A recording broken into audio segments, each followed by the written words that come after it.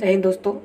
देखिएगा कि कुछ स्थान है वह किस नदी के किनारे स्थित है या बसा हुआ है, इसके बारे में जानने वाले हैं।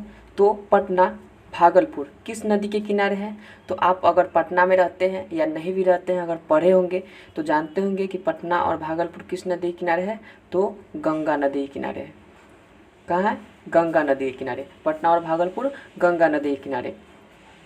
उसके बाद दिल्ली देखिएगा, दिल्ली किस नदी के किनारे बसा हुआ है।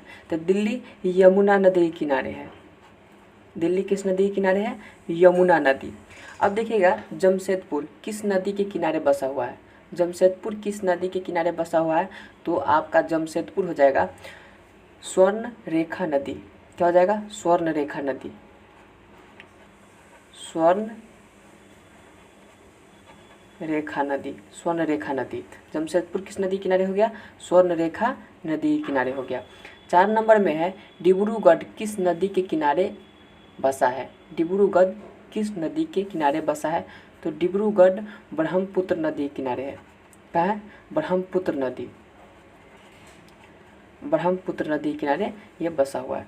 आगे है श्रीरंगपट्टनम किस नदी के किनारे बसा हुआ है। तो श्रीरंगपट्टनम कावेरी नदी है। श्रीरंगपट्टनम कावेरी नदी किनारे है। श्रीरंगपट्टनम कावेरी नदी किनारे स्थित है।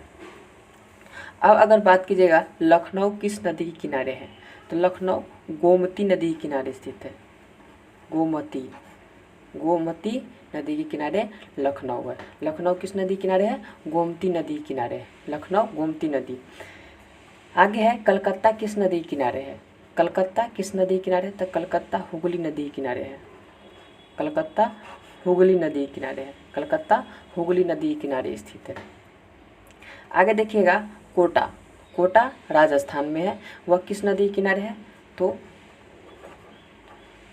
चंबल नदी किनारे। कोटा चंबल नदी के किनारे है। कोटा चंबल नदी किनारे। अब देखिएगा अगला है अयोध्या। अयोध्या, अयोध्या किस नदी के? सरयू नदी। अयोध्या सरयू, अयोध्या सरयू, सरयू नदी। अयोध्या किस नदी किनारे? सरयू नदी। और हैदराबाद, हैदराबाद किस नदी किनारे है। तो हैदराबाद मूसी नदी। हैदराबाद मूसी नदी किनारे।